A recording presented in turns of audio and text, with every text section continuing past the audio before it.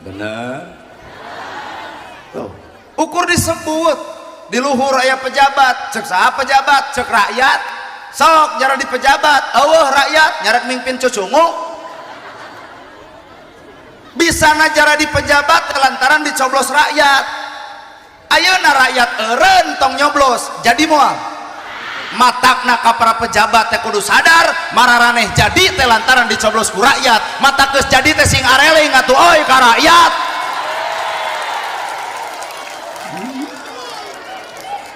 ari heueuh da teu mungkin jadi pejabat tanpa dicoblos rakyat ulah aing keur hayang atrok-atrokan ka imah rakyat coblos abdi aing geus jadi mandan geblus ka alam gaib